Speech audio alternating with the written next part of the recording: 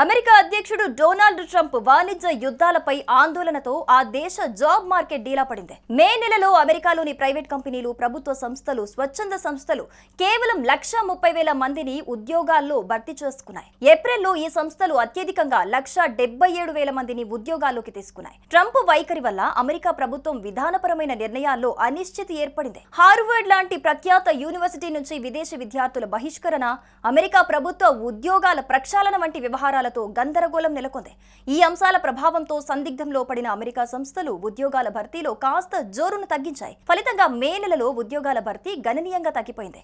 ఈ అంశాన్ని అద్దం పట్టే ఉద్యోగ భర్తీ గణాంకాలను తాజాగా శుక్రవారం రోజు అమెరికా కార్మిక శాఖ విడుదల చేసింది.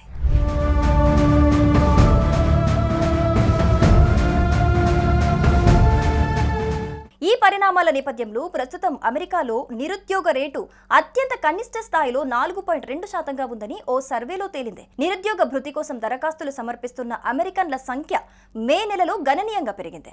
8 నెలల కిందటి గరిష్ట స్థాయిలో నిరుద్యోగ భృతి దరఖాస్తులు పోటెత్తాయి. ఈ ఏడాది ఏప్రిల్లో ఉద్యోగ ఖాళీలు అనూహ్యంగా 74 లక్షలకు పెరిగాయి. అయితే అదే నెలలో భారీగా ఉద్యోగ కోతలు సైతం జరిగాయి. పెద్ద సంఖ్యలో అమెరికన్లు ఉద్యోగాలను వదిలేయాల్సి వచ్చింది. మరింత మెరుగైన ఉద్యోగ అవకాశాల కోసమే ఉద్యోగాలను వదిలారనే అంచనాలను వెలువడ్డాయని అమెరికా కార్మిక శాఖ నివేదికలో ప్రస్తావించారు. విదేశాల నుంచి అమెరికాకు వచ్చే దిగుమతులపై ట్రంప్ విధిస్తున్న భారీ పన్నుల వల్ల అమెరికా కంపెనీలపైనే భారం పెరుగుతుందని పలువురు ఆర్థికవేత్తలు అంటున్నారు.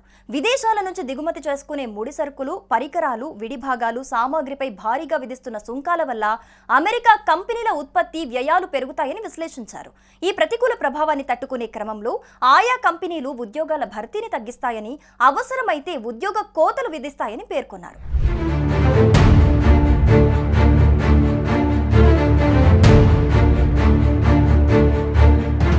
అమెరికా కంపెనీలు ఈ ఏడాదిలో ఇప్పటి వరకు ప్రతి నెల సగటున 1,44,000 మందిని ఉద్యోగాల్లోకి తీసుకున్నాయి. గతేడాది ప్రతి నెల సగటున 1,68,000 మందిని రిక్రూట్ చేసుకున్నారు. రెసిషన్ పై పోరాడేందుకు 2022-2023 సంవత్సరాల్లో అమెరికా ఫెడరల్ రిజర్వ్ వరుసపెట్టి బెంచ్ మార్క్ వడ్డీ రేట్లను దాదాపు 11 రెట్లు పెంచింది. దీంతో రుణాలపై వడ్డీ రేట్లు పెరిగాయి. ఈ ప్రభావంతో అమెరికా ఆర్థిక సంక్షోభంలోకి వెళ్తుందనే ఆందోళనలు వెలువడ్డాయి. అయితే అందరి అంచనాలను తలకిందులు చేస్తూ అమెరికా ఆర్థిక వ్యవస్థ స్థిరమైన వృద్ధి రేటుతో పురోగమించింది. ఆ సంక్లిష్ట పరిస్థితుల్లోనూ అమెరికా కంపెనీలు ఉద్యోగ నియామకాలను కొనసాగించాయి. కానీ అమెరికాలో ట్రంప్ రూల్స్ కారణంగా జాబ్ మార్కెట్ మాత్రం తీవ్రంగా దెబ్బతింటోందని ఆందోళన చెందుతున్నారు.